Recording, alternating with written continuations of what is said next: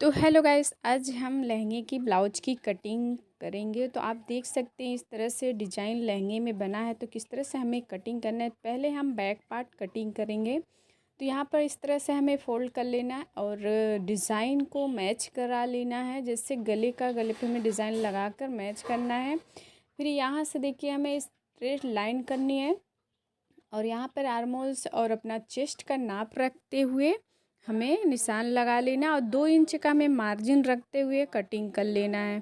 तो पहले हम कपड़े पे कटिंग करेंगे, उसके बाद हम अस्तर पे कटिंग करेंगे। तो यहाँ पर देखिए मैं निशान मान ली हूँ और इस तरह से कटिंग कर लेते हैं।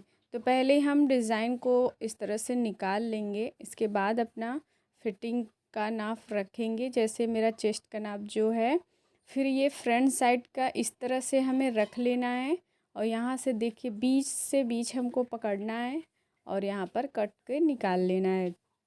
तो इसी तरह से हम बैक साइड भी कट किए और फ्रंट साइड भी कट कर लिए हैं। तो बचे हुए आस्तीन में से आस्तीन पर भी वर्क है, तो हम आस्तीन को भी इसी तरह से अपनी लंबाई रख लेते हैं।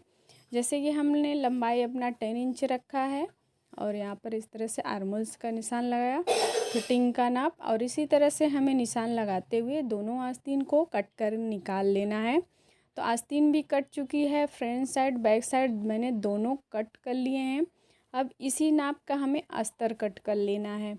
तो इसमें देखिए यहाँ पर देखिए दोनों साइड हमने इस तरह से सीधे कर लेते हैं और गले इसमें तो बने हुए हैं और अस्तर हम सेम नाप के कट कर लिए हैं।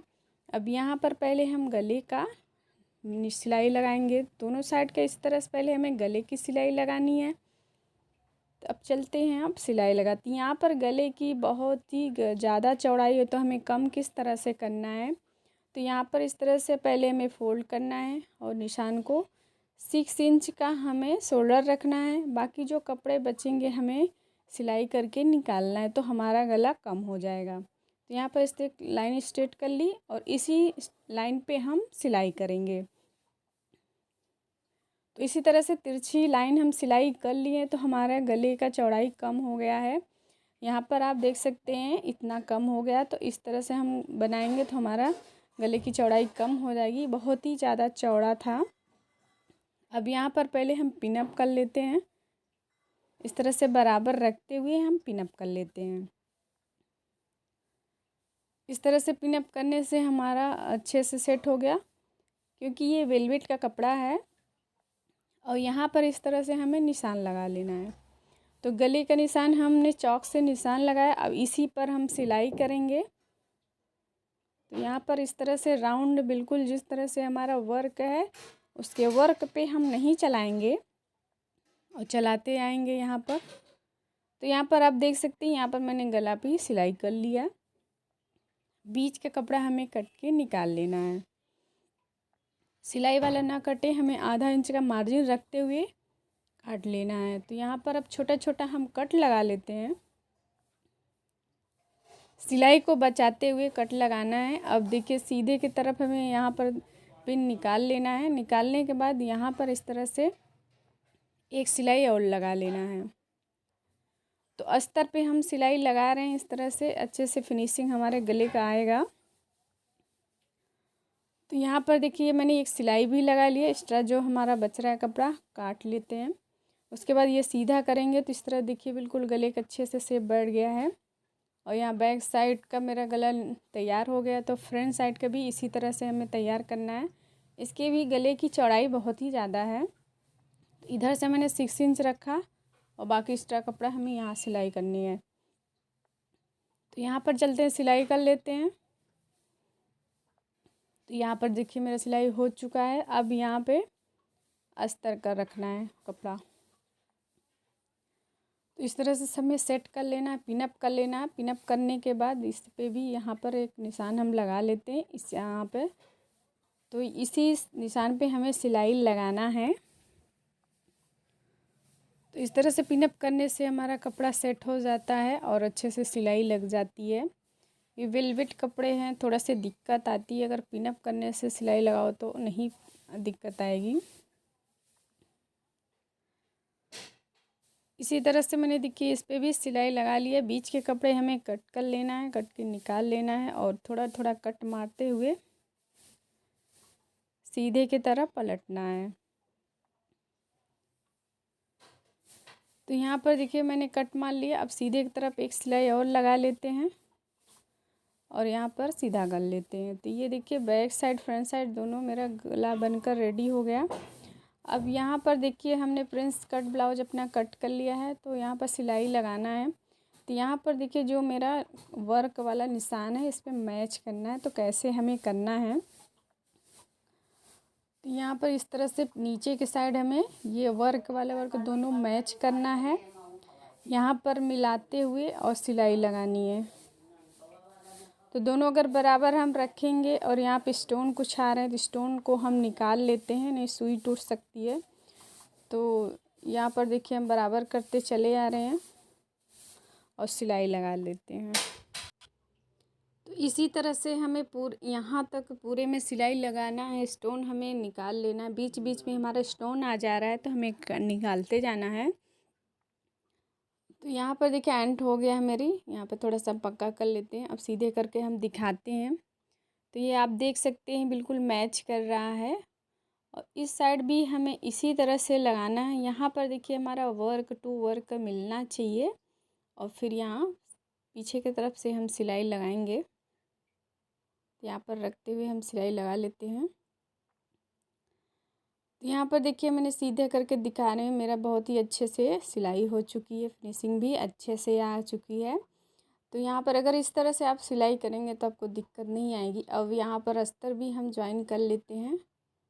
यहाँ पर इस तरह से रखते हुए सिलाई लगा लेते हैं। तो दोनों पार्ट को हमें इसी तरह से प्रिंस कट में हमें ज्वाइन करना होता है। तो हमने यहाँ पर देखिए एक तरफ ज्वाइन कर लिया है, दूसरी तरफ भी इसी तरह से ज्वाइन कर लेंगे। यहाँ पर देख सकते हैं ये दोनों पार्ट हमारा बनकर रेडी हो गया है। तो लहंगे के ब्लाउज में कफ लगता है, तो कफ हमें किस तरह लगाना है, यहाँ पर मैंने कफ ले लिया और बीच में इस तरह से फोल्ड करते हुए निशान लगा लिया। यहाँ पर देखिए जो निशान मेरा बना हुआ है और ये निशान कफ वाला और ये कपड़े वाला निशान इस तरह से रखना है। यहाँ पर इस तरह से हमें नाखून से पकड़ लेना है और यहाँ पर आप देख सकते हैं। अब यहाँ पर चलते हैं मशीन लगा। तो पीछे के साइड हम सिलाई लगा रहे हैं, आगे के साइड से नहीं। तो यहाँ पर देखिए जहाँ पर कट टू कट हमने लगाया था उसी से हमें यहाँ पकड़ना है और कफ को सिलाई कर लेना है। तो यहाँ पर आप देख सकते हैं इस तरह से मैंने कफ लगाया और यहाँ पर देखिए पीछे के साइड सिलाई नहीं दिख रहा है। तो इस तरफ भी इसी तरह से लगाना है, यहाँ पर फोल्ड करना है, निशान मारना है, बीच के साइड अंदर के साइड भी इस तरह से निशान लगा लेना और यहाँ पर इस तरह से रखना है। यहाँ पर देखिए इस तरह से रखिए और फिर यहाँ पर जो सिलाई लगी हुई है उसी पे हमें सिलाई लगाना होता है। तो यहाँ पर अब चलते ही देखिए मशीन को उल्टे के साइड यहाँ पर रखते हैं और इस तरह से कपड़े हमें सीधे करते जाना है और सिलाई लगा लेना है। तो ये कफ लगाना बहुत ही आसान है। अगर लहंगे में आप कफ लगाना चाहते हैं या लगाने नहीं आता तो इस तरह से आप लगाएंगे तो बहुत ही आसान है लगाना। अब यहाँ पर देखिए मेरा कफ लग कर रेडी हो गया है। बैक साइड भी मैंने रेडी कर लिया, फ्रंट साइड। अब यहाँ पर देखिए इस तरह से सीधा करने के बाद हमारा खूब अच्छे से रेडी से चारों तरफ हम कच्ची सिलाई लगा लेंगे। आस्तीन को हमें इसी तरह से बना लेना है। तो यहाँ पर पहले हम देखिए सीधा कर लेते हैं और अस्तर को रखते हैं, ऊपर की साइड बराबर कर लेते हैं और सिलाई लगाएंगे। तो इस पर चलते हैं, सिलाई लगा लेते हैं। सिलाई लगाने के बाद सीधे की तरफ हमें सीधा कर लेना, एक सिलाई इस पर और लगाकर इस तरह से हमें पलट लेना। तो इसी तरह से हमें दोनों आस्तीन को रेडी कर लेना है। अब हम चलते हैं फिटिंग नाप लगाते हैं। यहाँ पर देखिए हम अपना फिटिंग नाप लेंगे। हमारा 36 इंच का है चेस्ट, तो हम 36 इंच का हाफ लेंगे। तो